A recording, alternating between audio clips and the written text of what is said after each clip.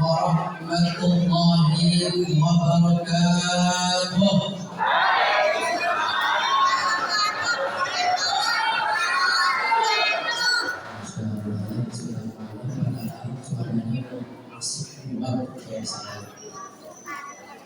Adik-adik keren ya, lanjutkan makanya. Saya bersih. Bu, sekali lagi Bu, biar tambah semangat malam ini ya, katanya mau buka dari kata MC. Kita bikin buka-buka ya. Jawab sekali lagi yang semangat ya. Assalamualaikum warahmatullahi wabarakatuh.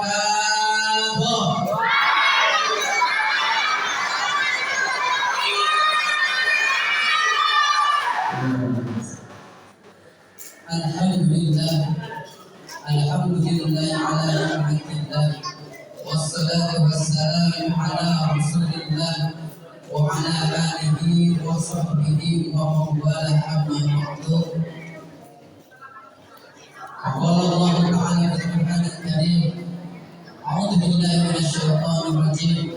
Rabbi ishrah li sadri wa yassir li amri wahlul 'uqdatam min lisani yafqahu qawli. Sadaqallahu adzim.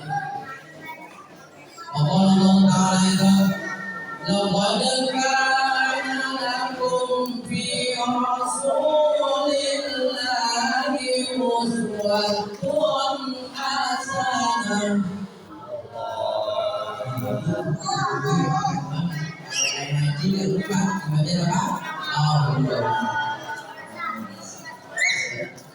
Sadaqallahu adzim. Hadirin yang dimuliakan Allah Subhanahu wa taala, yang saya hormati para alim ulama, para kiai, para asatidz wal asatidzah, para pengurus masjid. Insyaallah mudah-mudahan kita sama-sama doakan, mudah-mudahan beliau ini diberikan Allah umur yang panjang, banyak rezekinya, berkah ilmunya, yang insyaallah terus bisa membimbing kita kepada jalan yang benar, menjadi hamba Allah yang luar biasa selamat dari api neraka. Amin ya Allah ya rabbal alamin.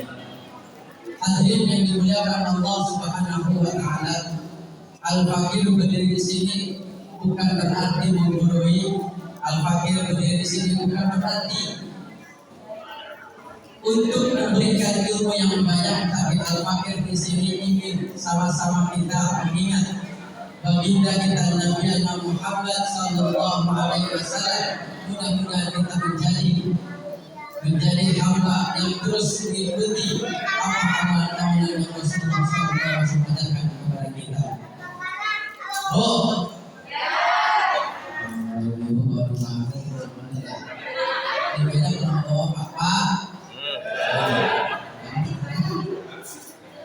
kalau dulu bapak beda ya.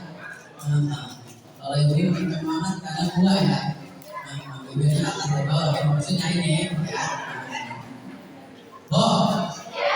Pengen terjadi banyak tuh. Pengen Allah terus tambah kita jadinya ya. Nih, Allah terus mengingatkan kita ya. Jika kita bersyukur maka akan Allah menambahkan. Allah tulis di Al-Quran di surat Ibrahim ayat 7 yang berbunyi, la in syakartum lanazidannakum wa la in kafartum inna 'adzabi lasyadid.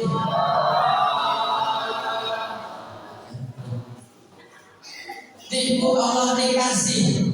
Ya, barang siapa yang bersyukur kepada Allah atas nikmatnya, maka Allah akan berikan banyak lagi kenikmatan. Nikmat kamu kira-kira kalau kita makan dodol lagi sehati maka bayangkan kenikmatan kira-kira pernah itu kamu dari mulai lahir sampai sekarang. Nikmat yang Allah kasih ada berapa buah yang Allah kasih? Kehitung tidak? Kayak itu kamu pakai kalkulator ini kan bisa kamu.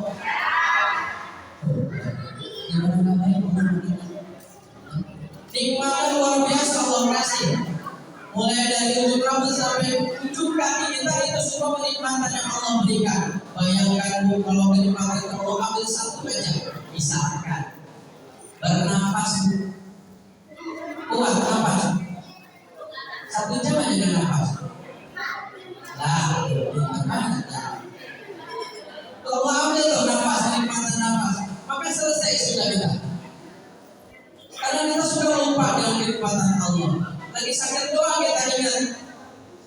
Coba ya, kalau lagi sakit mah apa aja ingat ya. Belum apa ya begitu. Jadi ya, apa nih belum sholat istilahnya jangan nama-nama begitu. Emang begitu kalau manusia. Dikasih sakit dulu baru dia ingat. Tapi kalau sudah sehat nikmatnya tuh lupa. Boro-boro ucapin alhamdulillah kenikmatan Allah. Padahal cukup dan dikasih 50.000 alhamdulillah, dikasih 100.000 alhamdulillah, gitu ya. Nah itu kan utama nikmat. Dilanjutkan di ayat tersebut, apabila nikmatnya itu kufur Allah tidak akan kasih. Hati-hati ya. Apabila kita tidak mensyukuri nikmat Allah, maka siksanya akan pedih. Dan itu selama ini ya kenikmatan yang Allah kasih kita lupa terus. Sudah begitu di terus ya. Bisa. Itu ya nikmat ya. Kenikmatan harus kita syukur. Hadirin yang dimuliakan Allah Subhanahu wa taala. Karena malam ini adalah judulnya memperingati Maulid Nabi Muhammad sallallahu alaihi wasallam. Ini suatu kenikmatan yang Allah berikan. Saya datang dari Bekasi ke sini coba. Kalau kalian udah Ustaz Amir, saya nggak ketemu di sini. Ya, itu kenikmatan yang luar biasa, bisa silaturahmi. Gak semua orang bisa begitu kok. Allah yang izinin bisa sampai sini. Kalau tak pasti izinnya mungkin tidak akan sampai ke sini. Nah, dalam peringatan Maulid Nabi Muhammad SAW, Maulid itu artinya adalah hari kelahiran. Bedain dengan ulang tahun. Maulid itu adalah hari kelahiran. Kelahiran siapa? Karena Maulid Nabi Muhammad SAW, maka kelahirannya Nabi kita Muhammad SAW. Coba kita tanya, ada Nabi Muhammad lahir hari apa? Hari apa? Hari apa? Tahu? Hari Senin. Oh, luar biasa. Tanggal berapa? Ada yang tahu? Ada? 12. Berapa? 12.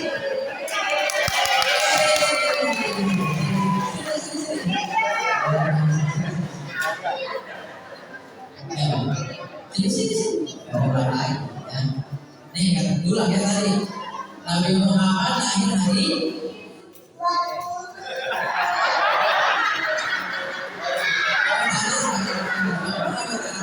tanggal berapa Nabi Muhammad lahir?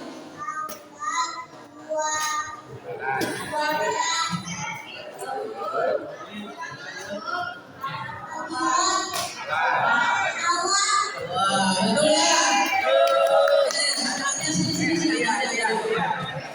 ya? Berarti sudah selesai dalam pertemuan ini. Karena mau Nabi pada hari-harinya yaitu hari Senin 12 November awal sudah selesai ceramahnya.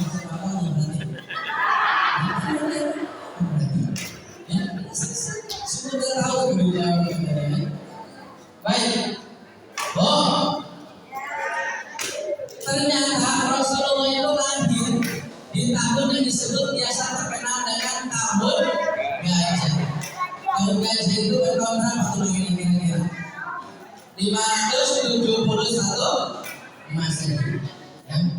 Rasulullah lahir pada hari Senin tanggal 12 Rabiul Awal tahunnya 571 Masehi.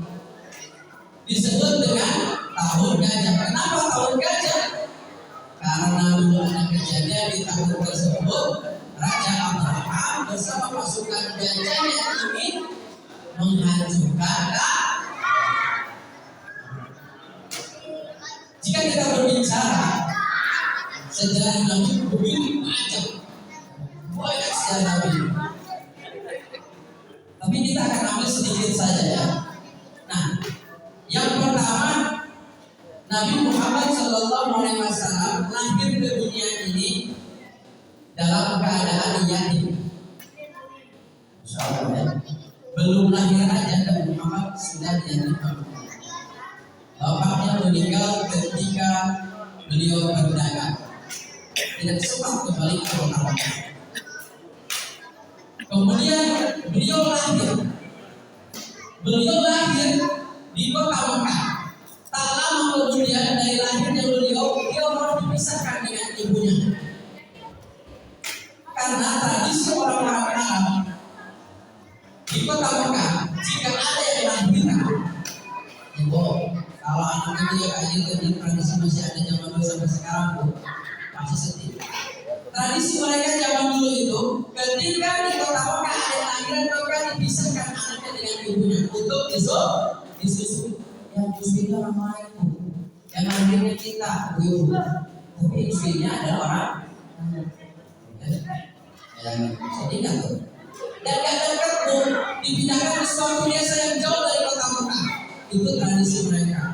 Tujuannya bagus dan mulia memang, untuk menghindari dari udara yang kotor di kota Mekah, di desa tersebut. Itu perkembangan gizi, badan, dan juga berbangsa Arab mereka lebih terjaga di desa dibandingkan di kota. Tujuannya gitu ya. Disusui udah sebelum lahir yatim, kemudian setelah lahir tak lama kemudian disusui, dibawa ke desa atau ke dusun, ke ibu susu ya. Nah, tak lama kemudian dari situ Nabi Muhammad tidak berhenti. Penderitaan beliau dari mulai lahir sebelum lahir saja sudah yatim, kemudian setelah itu dipisahkan dari ibu kandungnya, disusui di sebuah desa. Tak lama kemudian beliau ditinggalkan oleh ibunya dalam umur 4 tahun. Belum lahir bapaknya sudah wafat. 4 tahun, anak 4 tahun ditinggal sama ibu. Biasa. Perjuangan dari awal saja udah begitu sulit. Kemudian beliau diurus oleh siapa? Nabi Muhammad setelah ibunya wafat dilanjutkan oleh kakeknya. Siapa kakeknya? Siapa? Abdul Muttalib. Ya. Iya. Itu tadi ada yang kita di sini ya. Iya. Tadi sampai yang tadi. TK ya, itu luar biasa. Ya. Itu adalah salah satu nyanyian yang keren banget menurut saya. Kenapa? Karena ini mengajarkan satu sejarahnya, dua kita mengenal silsilah Nabi. Luar biasa. Anak-anak kita masih kenalkan. Dan itu sudah langka begitu. Di kota-kota sudah langka. Ya. Mereka lebih mengidolakan artis-artis luar negeri, Korea yang lebih hafal dibandingkan kisah Nabi Muhammad SAW. Sungguh menyedihkan. Padahal tidak ada umat yang luar biasa, umat yang berada di umat Nabi Muhammad SAW. Ini adalah umat yang dikirimkan oleh umat yang lain. Ya. Baik, kembali ke sejarah. Setelah diurus oleh Abdul Muttalib, Rasulullah pun tak lama 2 tahun ditinggalkan oleh kakeknya. Dilanjutkan diurus pada usia 8 tahun oleh pamannya. Siapa nama pamannya? Abu Talib. Ya. Sebenarnya banyak paman-paman yang lain. Ada Abu Lahab, ya. Tapi paman yang paling sayang dengan Nabi Muhammad yaitu Abu Talib. Sangat sayang sama Muhammad. Terus sejarahnya berlanjut. Diajarkan berdagang dari Muhammad. Kemudian diajarkan juga beliau untuk istilahnya itu adalah kalau dia kasih kambing tubuh, dia harus kasih makan kambing, bukan di kandang, tapi harus di tempat yang banyak rumputnya. Rasulullah begitu perjuangan yang luar biasa. Ya. Hadirin yang dimuliakan Allah Subhanahu wa Ta'ala, berbicara sejarah Rasulullah memang cukup panjang. Ya. Dan kita tidak bisa untuk membacakan seluruh banyak itu. Kita ambil hikmah dari perjuangan Rasulullah Sallallahu Alaihi Wasallam.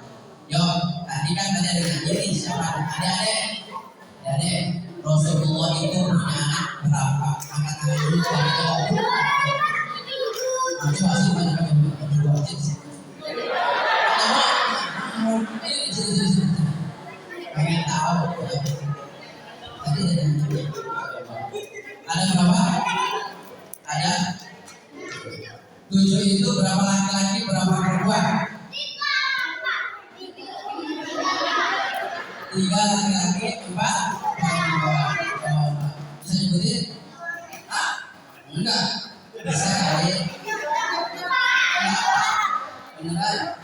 Kalau gitu sebutin deh 2 aja. Dari 7 sebutkan 2. 1 Fatimah, betul nggak? Oh.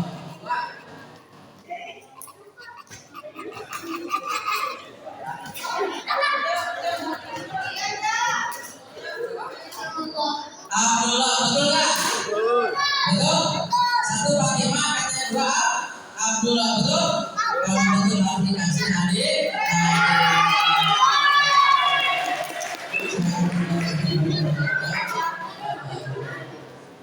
Ya, jadi Nabi Muhammad itu punya anak tuh 7 ya. 3 laki-laki betul tadi ya. 4-nya perempuan ya. Ada laki-laki namanya adalah Qasim, jadi sebutin ya. Siapa lagi? Ada Abdullah, ada Ibrahim. Kalau yang perempuannya apa? 1.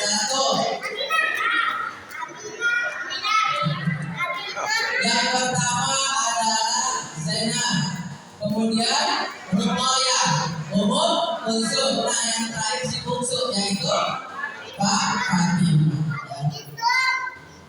Sejarah itu mengatakan Fatimah ini yang sering dicari oleh Rasulullah. Ketika Rasulullah berdagang jauh ke negeri Syam, kembali ke kota Mekah, yang pertama dicari adalah apa? Fatimah. Sering diciumnya itu Fatimah. Kenapa? Alasannya adalah karena Fatimah ini adalah berasal dari saripatinya surga. Jadi ketika Rasulullah kangen surga, maka cium Fatimah, maka aroma surga akan tercium. Itu ya. Bukan beda-beda gitu. Karena Rasulullah, kenapa? Rasulullah itu menembus 7 lapis langit. Bayangin satu langit aja kita nggak nyampe. Ini 7 lapis langit. Baik, hadirin yang dimuliakan Allah Subhanahu wa Ta'ala. Ada 3 ciri bahwa kita ini cinta kepada Rasulullah Sallallahu Alaihi Wasallam. Bu, cinta sama Rasul. Yakin cinta sama Rasul? Nah, kan ramai di sini. Ini saya tadi memang gak apa-apa, anak-anak begitu. Jangan dimarahin. Nah, kalau kita nggak ada siapa selanjutnya? Yang mereka, betul nggak? Tapi kalau kita memang hidup sama di sini, yang enggak. Jadi kalau ada anak yang ke masjid, yang suka ayat, begitu Rasul ada begitu, ya. Ada anak kita ingin ke undang Rasul. Apakah dimarahin? Enggak. Kenapa emang generasinya itu generasi kita? Biarkan saja mereka belum tahu. Kita kasih tahu pelan-pelan, insya Allah enggak. Karena kalau kita marahin dia tidak akan mau ke masjid lah. Masjid siapa lanjutnya kalau enggak mereka berhasil. Baik bu, cinta sama Rasul. Nih ada 3 ciri orang yang cinta sama Rasul. Katanya cinta. Ada di antara 3 ini. Yang pertama, dikatakan orang yang cinta kepada Rasul adalah sering bersolawat sama Rasul. Sering kamu? Sering? Benar? Coba pengen dengan solawat.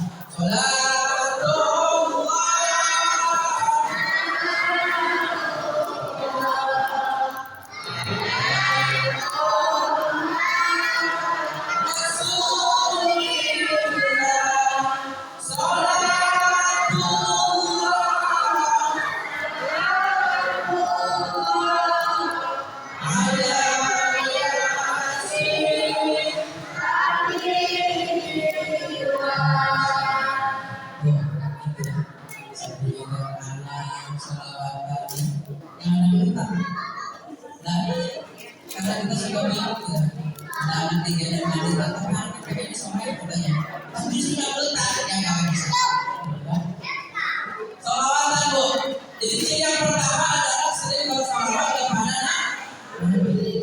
Banyak macam perawatan, boleh macam apapun yang penting bersalawat kepada Nabi Sallallahu Alaihi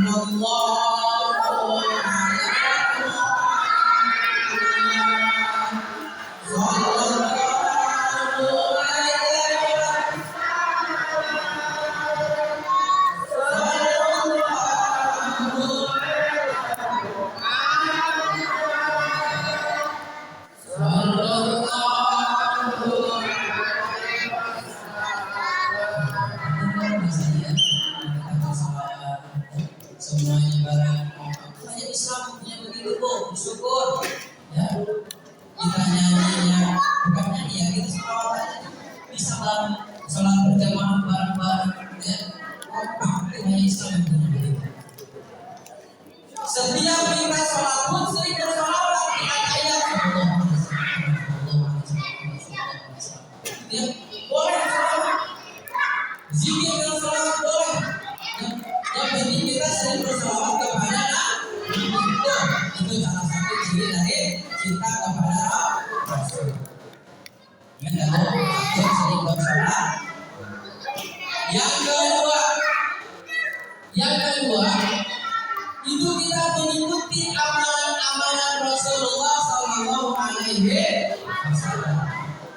Apa? Banyak sifat-sifat beliau luar biasa. Tiada duanya walaupun beliau dilahirkan sama Allah seperti kita manusia, tapi beliau bukan manusia biasa. Ucapan dan tingkah lakunya beliau menjadi contoh buat kita. Jujur beliau, amanah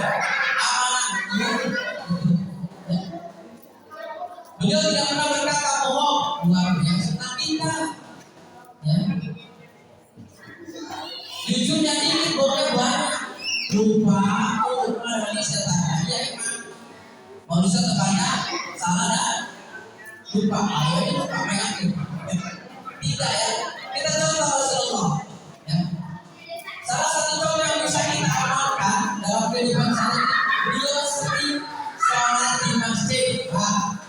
Ya, sering ke masjid, sering jamaah sholat di masjid. Alhamdulillah.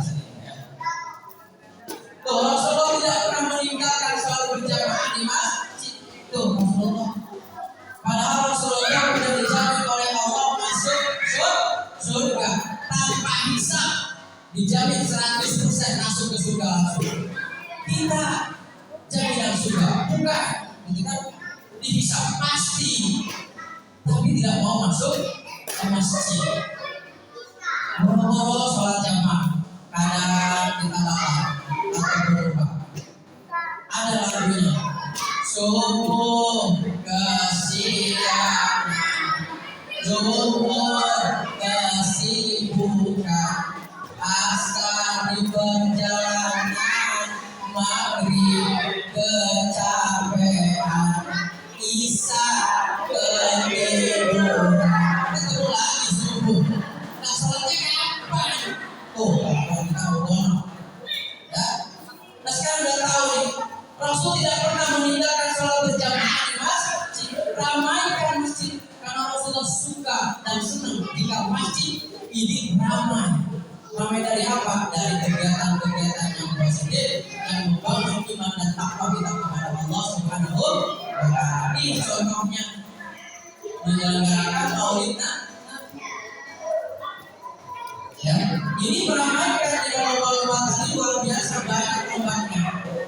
Ada hafalan Al-Quran, itu luar biasa. Lanjutkan Al-Quran. Kemudian tadi ada menyanyikan silsilah Nabi, itu luar biasa.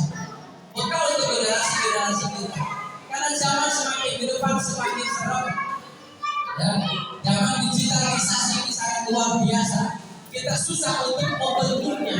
Membentuk untuk apa? Untuk mengawasi anak-anak kita. Kalau bukan kata Allah yang mengawasi anak-anak kita, siapa? Karena kita suka lalai teman-teman. Digitalisasi luar biasa cepatnya informasi begitu sampai walaupun di ujung dunia sampai ke kita cepat. Nah itu percepatan itu kita bentengi dengan iman dan takwa kita. Kenalkan Rasulnya, ya. kenalkan agama Islamnya, seringkan dan contohkan anak kita untuk pergi berjamaah sholat di masjid. Yang kedua yang sering dan disebutkan oleh Rasulullah yaitu sedekah. Sedekah itu yang Rasulullah itu memberikan hadis yang beliau memberikan ingatan kepada kita, kepada umatnya. Jika ada anak Adam sudah meninggal, ya, 3 perkara yang tidak akan pernah putus. 3 perkara yang tidak akan pernah putus. Kegiatan kita kantor putus kalau sudah meninggal, ya. Kemudian ke sekolah mengajar putus. Ketemu dengan saudara putus. Tapi kata Rasul, apa yang Rasul yang membuat kita tidak putus amalan kita? Ada 3. Yang pertama tadi saudara ya. Rasulullah jauh di sana sudah mempraktekkan diri. Terus. Jangan takut. Insya Allah pasti dibalas. Sedikit apapun sedekah kita, punya ilmu matematika 1 kali 1 ajarkan.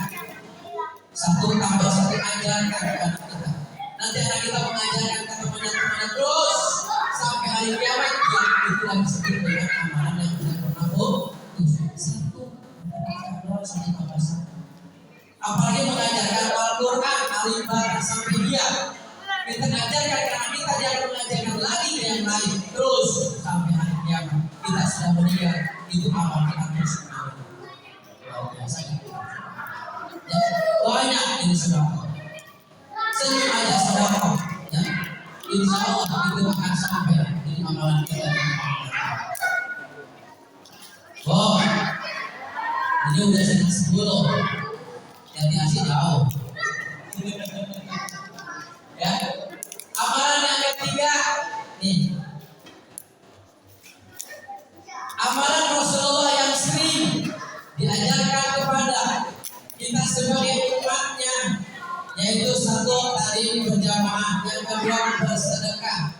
Beliau itu suka pakai sorban warna hijau. Ikuti kalau mampu bapak, ya. Kalau enggak ya udah apa-apa. Itu beliau itu. Dia tuh senang, ya, sama sorban warna hijau. Pakai kalau nggak ada ya sudah apa-apa. Yang penting kita sholat berjamaah di masjid, begitu. Ya. Kemudian yang terakhir, Bapak Ibu, dikatakan kita cinta kepada Rasul, yaitu jagalah warisan Rasul, jaga peninggalan Muhammad Sallallahu Alaihi Wasallam Nabi kita. Memberikan apa? Tidak mobil mewah, tidak rumah yang bertingkat, tidak emas yang banyak. Tapi beliau berpesan 2, jagalah Al-Quran dan Sunnah. Al-Quran yang dijaga, Bapak Ibu. Mumpung kita masih ada, yuk kita jaga anak-anak kita, didik anak-anak kita untuk bisa membaca Al-Quran. Sudah hafal Al-Quran pernah? Oh, belum. Minimal dalam 1 umur kita yang Allah kepada kita 1 kali. Ya, jangan sampai seumur hidup kita tidak pernah hafal Al-Quran, sangat rugi. Tapi aku sudah tua, tidak ada batas umur di dalam belajar Al-Quran. Mau sudah tua, mau masih muda, tetap belajar Al-Quran. Program kita yang menyadari kita di orang kubur, yang menemani kita bukan HP, ya, bukan video, bukan saudara kita, bukan suami kita, bukan istri kita, bukan anak kita juga, tapi sendirian. Yaitu temenin adalah Al-Quran. Bacaan itu masih ada rumah kita. Sungguh-sungguh amalan. Maka dari itu, kalau kita akan bisa kasih anak-anak kita kesempatan sekolahkan di tempat yang hafal Al-Quran, itu betul kita Bu. Siapa tahu sampai. Ya. Hadirin yang dimuliakan Allah Subhanahu wa Ta'ala. Kemudian yang bisa kita teladan dari Rasulullah sesuai dengan kemampuan kita. Karena kalau kita berada di Rasulullah sebelumnya tidak akan pernah kita bisa bertemu beliau. beliau sempurna sekali kita. Maka semampu kita kerjakan apa yang kita bisa lakukan, kemudian juga bisa apa yang Rasulullah sampaikan kepada kita, kita dengarkan dengan baik dan kita laksanakan sekuat tenaga kita untuk Allah masih memberikan kepada kita. Mudah-mudahan pertemuan kita ini mendapatkan keberkahan Allah Subhanahu wa Ta'ala, dan juga terus Allah berikan keberkahan kepada kita untuk bisa membaca Al-Quran, menghatamkan Al-Quran, bahkan sampai menghafal Al-Quran. Karena dengan rahmat Allah lah kita bisa menghafal Al-Quran ini langsung dari Allah Subhanahu wa Ta'ala. Syukur ala diriku. Mohon maaf jika ada salah dari saya pribadi, dan benar dari Allah Subhanahu wa Ta'ala. Assalamualaikum warahmatullahi wabarakatuh.